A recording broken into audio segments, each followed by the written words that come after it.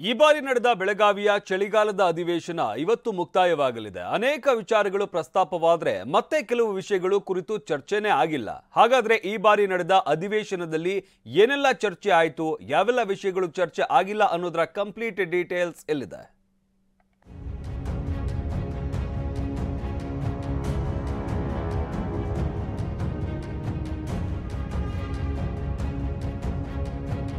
ಹತ್ತು ದಿನಗಳ ಚಳಿಗಾಲದ ಅಧಿವೇಶನಕ್ಕೆ ಇಂದು ಬೀಳಲಿದೆ ತೆರೆ.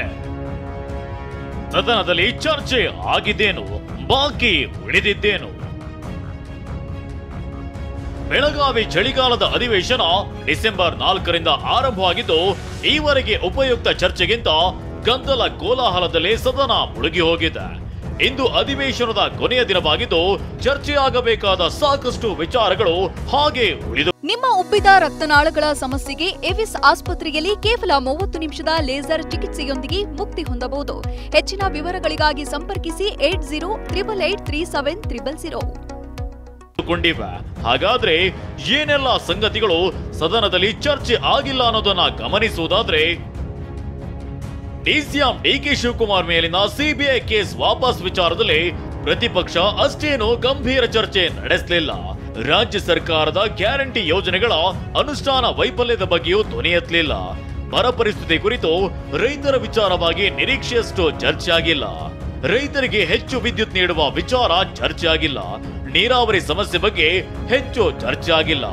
ಉತ್ತರ ಕರ್ನಾಟಕ ಭಾಗದ ರಸ್ತೆ ಸಮಸ್ಯೆ, ಶಾಲೆ ಅಭಿವೃದ್ಧಿ, ಮೂಲ ಸೌಕರ್ಯಗಳು, ಅದೇ ರೀತಿ ಕಿತ್ತೂರು ಕರ್ನಾಟಕ ಭಾಗಕ್ಕೆ 371J ವಿಶೇಷ ಸ್ಥಾನಮಾನ ಕಲ್ಪಿಸುವ ವಿಚಾರವು ಹೆಚ್ಚು ಚರ್ಚೆಗೆ ಬರಲಿಲ್ಲ. ಇನ್ನು ಸಾವರ್ಕರ್ ಫೋಟೋ ವಿಚಾರವಾಗಿ ಸದನದಲ್ಲಿ ಅಷ್ಟೇನೂ ಸದ್ದು ಮಾಡಲಿಲ್ಲ. ಉತ್ತರ ಕರ್ನಾಟಕದ ಎಲ್ಲಾ ಭಾಗದ ಚರ್ಚೆ ಸಂಪೂರ್ಣವಾಗಿ ಆಗಿಲ್ಲ. ನೀರಾವರಿ, ಕೈಗಾರಿಕೆ ಬಗ್ಗೆ ಹೆಚ್ಚು ಚರ್ಚೆ ಆಗಿಲ್ಲ.